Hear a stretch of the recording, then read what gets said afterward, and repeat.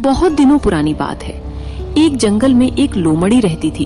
वो इतनी चालाक थी कि अपने शिकार और भोजन के लिए पहले तो वो जानवरों से दोस्ती करती और फिर मौका पाते ही उन्हें मारकर दावत उड़ाती। उस लोमड़ी की इसी आदत की वजह से उसे सभी दूर रहते थे। एक दिन उसे कहीं भोजन नहीं मिला तो वो दूर तक शिकार की तलाश में निकल पड़ी। उसकी नजर एक तंदुरुस्त मुर्गे पर पड़ी। वह मुर्गा पेड़ पर चढ़ा हुआ था। वह लोमड़ी मुर्गे को देखकर सोचने लगी, कितना बड़ा और तंदुरुस्त मुर्गा है। हुई, ये मेरे हाथ लग जाए तो कितना स्वादिष्ट भोजन मिलेगा मुझे। अब लोमड़ी का लालच बढ़ चुका था। यूं रोज उस मुर्गे को देखती और मौके का इंतजार करती, लेकिन वो मुर्गा पेड़ पर ही चढ़ा रहता और लोमड़ी के हाथ नहीं आता। बहुत सोचने के बाद लोमड़ी सोचने लगी, यह मुर्गा ऐसे हाथ नहीं आएगा, कुछ तरकीब सोचनी होगी। इसलिए उसने छल और चालाकी करने की सोची। वो मुर्गे के पास गई और कहने लगी, प्यारे मुर्गे भाई, क्या तुम्हें ये बात पता चली कि एक खुशखबरी मिली है सबको जंगल में? कैसी खुशखबरी भाई? आकाशवाणी हुई है और खुद भगवान ने कहा है, अब से इस जंगल के सारे लड़ाई झगड़े खत्म होंगे। आज से कोई जानवर किसी दूसरे जानवर को नुकसान नहीं पहुंचाएगा और ना ही मारकर खाएगा। सब मिलजुल कर हंसी खुशी रहेंगे, एक दूसरे की सहायता करेंगे, कोई किसी पर हमला नहीं करेगा। मुर्गा होशियार था। वो समझ गया कि हो ना हो ये लोमड़ी झूठ बोल रही है, इसलिए मुर्गे ने उसकी बातों पर ज्यादा ध्यान नहीं दिया और कहा, अच्छी बात है, पर मैं इसमें क्या कर सकता हूँ? लोमड़ी मुर्गे की ऐसी ठंडी प्रतिक्रिया देख फिर बोली, मेरे भाई, इसी बात पर नीचे तो आओ ना नीचे। हम गले लगकर एक दूसरे को बधाई दें और साथ में खुशियाँ बांटें। मुर्गा अब लोमड़ी की चालाकी समझ चुका था, इसीलिए वह मुस्कुराते हुए बोला, ठीक है, लेकिन मेरी लोमड़ी बहना, तुम पहले अपने उन दोस्तों से तो गले मिलकर बधाई ले लो जो इसी तरफ खुशी से दौड़े चले आ रहे हैं। मुझे पेड़ से दिख रहा है। लोमड़ी ने हैरान होकर पूछा, मुर्गे भाई, मेरे कौन से दोस्त हैं जो इसी तरह दौड़े चले आ रहे हैं? कुछ शिकारी कुत्ते हैं जो तेजी से दौड़ते हुए इसी तरफ आ रहे हैं। शिकारी कुत्तों का नाम सुनते ही लोमड़ी थर थर कांपने लगी। वो बुरी तरह डर गई, क्योंकि उसे लगा कि अब अगर वो थोड़ी देर भी यहाँ रुकी तो ये मुर्गा भले ही उसका शिकार बने या ना बने, लेकिन वो खुद इन शिकारी कुत्तों का शिकार जरूर बन जाएगी। इसलिए उसने अपनी जान बचाना ही भला समझा और वहाँ से भागना ही सही समझा। लोमड़ी को मुर्गे ने हंसते हुए कहा, अरे बहन, कहाँ भाग रही हो? अब तो हम सब दोस्त हैं, तो डर किस बात का? थोड़ी देर रुको। भाई दोस्त हुए, लेकिन शिकारी कुत्तों को लगता है इसकी खबर अभी नहीं मिली है। और यह कहते हुए लोमड़ी वहाँ से जंगल में गायब हो गई। इस कहानी से यह समझ आता है कि धूर्त और चालाक लोगों से हमेशा सतर्क व सावधान रहना चाहिए और चतुराई से काम लेना चाहिए। एक घने जंगल में एक हाथी रहता था। वह स्वभाव से बहुत क्रूर व निर्दयी था। वह जंगल में घूमता, इधर उधर जाता और साथ में पेड़ और उनकी शाखाओं को तोड़ डालता। जो पंछी उन पेड़ पर रहते थे वह उस हाथी से बहुत डरते थे। जब जब हाथी उन पेड़ों को उखाड़ कर फेंकता था या शाखों को सूंड से तोड़ देता था तो उन शाखा पर रहने वाले पक्षियों के घोंसले जमीन पर गिरकर टूट जाते हैं। बेचारे पक्षी उसका कुछ नहीं कर पाते। जंगल में हाथी ने हर तरफ तबाही मचा दी थी।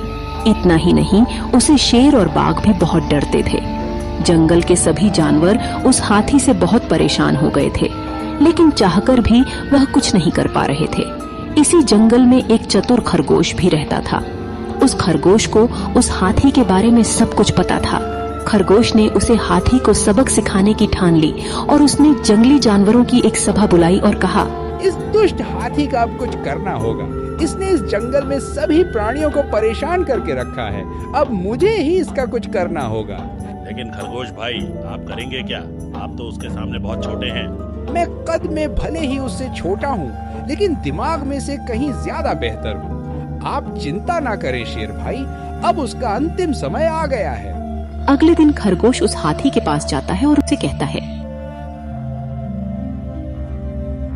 महाराज, आपसे जरूरी वार्तालाप करना है, क्योंकि यह हमारे जीने मरने का प्रश्न है। कौन हो तुम? यहाँ क्यों आए हो? भाग जाओ जल्दी से, नहीं तो अपने जान से हाथ धो बैठोगे। महाराज तनिक सुन तो लीजिए, मैं जंगल के सभी प्राणियों का प्रतिनिधित्व बनकर आपके पास आया हूँ। हम सभी जानवर चाहते हैं कि आप हमारे महाराज बन जाओ और इस जंगल पर राज करो। कृपया मेरा प्रस्ताव स्वीकार कर लीजिए और जिससे हमें आपकी सेवा का मौका मिल सके। खरगोश ने बड़े मीठे बोलों में कहा। हाथी ये सुनकर बहुत खुश हो गया और बड़े गर्व से उसने अपनी सूंड को उठाकर खरगोश की तरफ देखा। खरगोश आगे बोला, मैं यहाँ आपको लेने आया हूँ, आप मेरे साथ चलिए। आपका राज्याभिषेक समारोह जंगल के बीचों बीच रखा गया है। वहाँ सभी जानवर आपका बेसब्री से इंतजार कर रहे हैं। आप हमारे होने वाले नए महाराज हैं। सुनकर हाथी बहुत खुश हो गया। उसका हमेशा से सपना था कि एक दिन वह इस जंगल का महाराज बने। उसने सोचा कि राज्याभिषेक उसके लिए बड़ी गर्व की बात है, इसीलिए वह खरगोश के साथ चलने के लिए तैयार हो गया।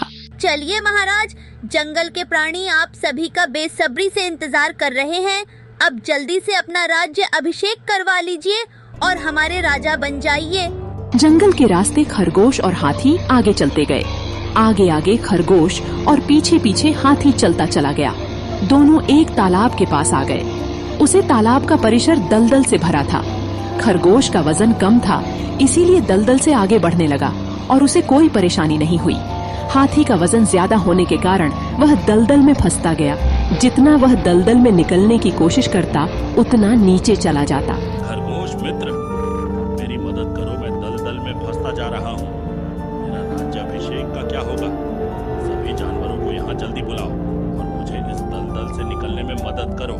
मैं तुम्हारी इसमें कोई मदद नहीं कर सकता। मैं क्या जंगल का कोई जानवर भी तुम्हारी मदद करने को तैयार नहीं होगा? तुम हो ही इसी लायक। तुमने जंगल में पेड़ के सभी शाखाएं तोड़ डाले, जिससे चिड़ियों के घोंसले टूट गए हैं। अब वह बेघर हो गए हैं।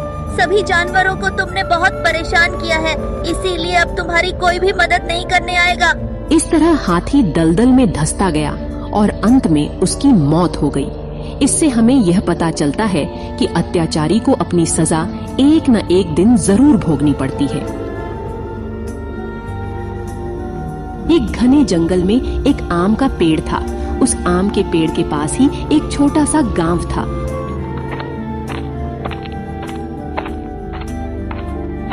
गांव का एक छोटा सा लड़का श्याम उस जंगल में जाकर उस आम के पेड़ के पास खेला करता। वह उस पेड़ पर चढ़ता, आम खाता और आराम करने के लिए उस पेड़ के नीचे सो जाता। श्याम को पेड़ के साथ खेलना अच्छा लगता था और उस पेड़ को भी बहुत खुशी होती थी। वह पेड़ रोज श्याम का इंतजार करता, लेकिन काफी दिन बीत जाने के बाद भी श्याम उस पेड़ के साथ खेलने नहीं आया। बहुत दिन बाद श्याम उस पेड़ के पास आया और पेड़ ने कहा, श्याम, कितने दिन बाद दिखाई दिए हो? चलो अब मेरे साथ खेलो। मैं अब बच्चा नहीं रहा जो तुम्हारे साथ खेलूंगा। अब मैं बड़ा हो गया हूँ, मैं पेड़ के साथ नहीं खेलता हूँ। अब मुझे खेलने के लिए अब खिलौने चाहिए और खिलौने खरीदने के लिए मेरे पास पैसे नहीं हैं। तुम एक काम करो, मेरे पेड़ के सभी फल तोड़ लो, उसे जाकर बाजार में बेच दो।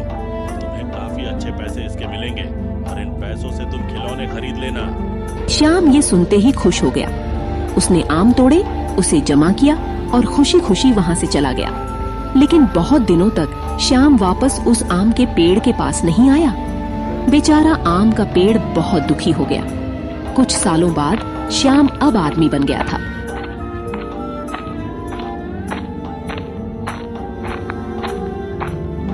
फिर से उस आम के पेड़ के पास वो आया। आम का पेड़ बहुत खुश हुआ और बोला, श्याम बेटा, काफी दिनों बाद दिखाई दे रहे हो। चलो अब मेरे साथ खेलो तुम। मेरे पास तुम्हारे साथ खेलने का टाइम नहीं है। अब मैं बड़ा हो गया हूँ। मुझे मेरे परिवार के लिए कुछ करना है। मुझे एक घर बनाना है। क्या तुम उसमें मेरी मदद कर सकते हो? मुझे माफ कर दो बेटा, मेरे पास तुमको देने के लिए कुछ भी नहीं है। पर तुम एक काम कर सकते हो, तुम मेरी शाखाओं को तोड़कर उसी से तुम घर बना सकते हो। ऐसा सुनते ही श्याम बहुत खुश हुआ।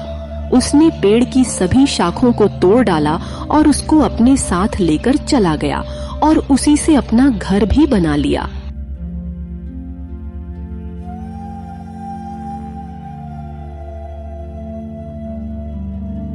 शाखाएं टूटने के बावजूद आम का पेड़ बहुत खुश था, परंतु श्याम उसके बाद नहीं आया और पेड़ बेचारा बहुत दुखी हुआ। कुछ सालों बाद गर्मियों के दिन में श्याम उस पेड़ के पास फिर आया। श्याम को देखकर पेड़ बहुत खुश हुआ।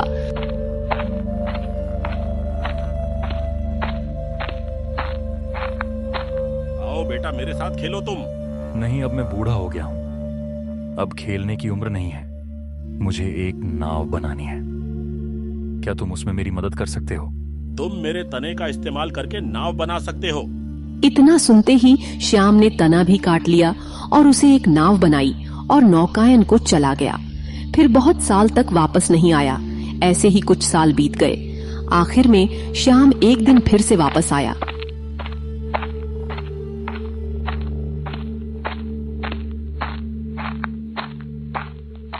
माफ करना बेटा, अब मेरे पास तुम्हें देने के लिए कुछ भी नहीं है, यहाँ तक कि आम भी नहीं है। कोई बात नहीं, अब आम खाने के लिए मेरे पास दांत भी नहीं है। अब तो तुम्हारे खेलने के लिए मेरे पास शाखाएं भी नहीं हैं। पर अब मैं बूढ़ा हो गया हूँ, मेरे हड्डियों में इतना दम नहीं कि मैं किसी शाखा पर चढ़ सकूं। मेरे पास सचमुच तुमको देने के लिए कुछ भी नहीं बचा है। मैं बहुत दुखी हूँ। अरे अब मुझे कुछ नहीं चाहिए, मैं थक गया हूँ। तुमने मुझे बहुत कुछ दिया है, लेकिन मैं अब आराम करना चाहता हूँ। तो फिर अच्छा है, आराम करने के लिए सबसे सही जगह पेड़ की जड़ें होती हैं। आओ मेरे पास और बैठ जाओ। श्याम आम के जड़ों पर बैठ जाता है। यह देखकर पेड़ बहुत खुश होता है और रोने लगता है। दोस्तों, यह कहानी हमारे दिल को छू लेती है कि कैसे एक पेड़ हमारे जीवन में खुशियां भर देता है। वह हमें फल देता है, लकड़ियां देता है और छांव भी देता है, पर हम इंसान उसे बेरहमी से काट देते हैं और उसे वापस कुछ भी नहीं देते हैं। दोस्तों, आपसे गुजारिश कि आप एक नया पेड़ लगाएं और उसकी देखभाल करें। एक गांव में कपड़े बेचने वाले एक बहुत बड़ा व्यापारी था।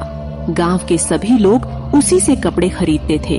गांव में कपड़े की एक भी दुकान नहीं थी, इसीलिए सेठ खुद ही कभी कभी कपड़े बेचने जाया करते थे। एक बार सेठ गांव में कपड़े बेचने के लिए गया था। वहां से लौटते समय एक पेड़ के नीचे आराम करने बैठ गया और थोड़ी ही देर में उसे नींद आ गई। जब वह नींद से जागा तो अपने आसपास तोतों का एक समूह देखा। अलचोंच और गले पर काली पट्टी वाले तोतों को देखकर सेठ ने सोचा, कितने सुंदर है यह तोता, एक दो तोते अपने साथ ले जाऊं तो परिवार के लोग बहुत खुश होंगे। ये सोचकर सेठ ने अपना गमछा तोतों के झुंड पर फेंका और एक तोते को पकड़ लिया। इस तोते को सेठ अपने घर ले आया। सेठ ने घर पहुंचकर तोते के लिए सोने का पिंजरा बनवाया, पानी पीने के लिए कटोरी और खाने के लिए एक छोटी सी प्लेट रखवाई। तोता सोने के पिंजरे में रहने लगा। उसे अमरूद, मिर्च आदि मनपसंद वस्तुएं खाने को दी जाने लगी। घर के बच्चे तथा सेठ तोते से बातें भी करते। तोता थोड़ा थोड़ा बोलना भी सीख गया। तोते के साथ बातें करने में सबको बहुत आनंद आने लगा। कुछ दिन बाद सेठ को गांव में से कपड़े के आर्डर आए और उसने खुद ही जाने का फैसला किया। जाते वक्त उसने तोते से कहा, तोता राम, मैं गांव जा रहा हूँ। लौटते समय तेरे माता पिता, सगे संबंधियों से मिलूंगा। तुझे उनके लिए कोई संदेश भेजना हो तो बताओ। सेठ जी उन सब से कहना, तोता भूखा नहीं है, तोता प्यासा भी नहीं है, तोता सोने के पिंजरे के अंदर आनंद से रह रहा है। सेठ अपने कपड़े बेचकर लौटते समय उसी पेड़ के नीचे आराम करने के लिए रुका। तभी तोतों का एक समूह उस पर टूट पड़ा। वह सेठ को चोंच मारने लगे। उनमें से एक तोते ने सेठ से पूछा, सेठ जी, हमारा तोता कहाँ है और वह क्या कर रहा है? सेठ उन्हें शांत करते हुए बोला, अरे तोता भूखा नहीं है, तोता प्यासा भी नहीं है, तोता सोने के पिंजरे के अंदर आनंद कर रहा है। यह सुनकर सभी तोते बिना कुछ बोले जमीन पर मुर्दों की तरह जमीन पर लेट गए। सेठ उनके पास गया और तोतों को हिलाकर देखा, पर ऐसा लगा जैसे सारे तोता एक साथ ही मर गए हों। सेठ जी घर आए। सेठ जी को देखते ही तोते ने अपने माता पिता एवं सगे संबंधियों के समाचार पूछे। सेठ ने कहा, तेरे माता पिता एवं सगे संबंधियों को जब मैं तेरा संदेश उनको सुनाया तो वह सभी जमीन पर लुढ़क गए हैं और शायद मर भी गए हैं। उसके बाद तोते ने कोई जवाब नहीं दिया। सेठ की बात सुनकर वह स्वयं भी पिंजरे में नीचे गिर पड़ा। सेठ ने यह देखा तो उसे बहुत आश्चर्य हुआ। उसने पिंजरे का दरवाजा खोला और तोते को हिला डुल्ला कर देखा। सेठ जी को लगा वह तोता भी अब मर गया है। सेठ जी ने तोते को पिंजरे से बाहर निकालकर थोड़ी दूर पर रख दिया। मौका देखकर तोता फट से फड़फड़ाता हुआ उड़ गया। जाते जाते उसने सेठ से कहा, सेठ जी, मैं आपका आभारी हूँ। मुझे अपने माता पिता का संदेश मिल गया है। मैं उनसे मिलने जा रहा हूँ। यह आपका पिंजरा भले ही सोने का था, लेकिन यह मेरे लिए जेल था। तोता उड़ते हुए जंगल में अपने माता पिता और सगे संबंधियों के पास पहुँच गया। उसे लौटकर आया हुआ देख सब बहुत खुश हुए। अब सब तोता साथ में आनंद से रहने लगे।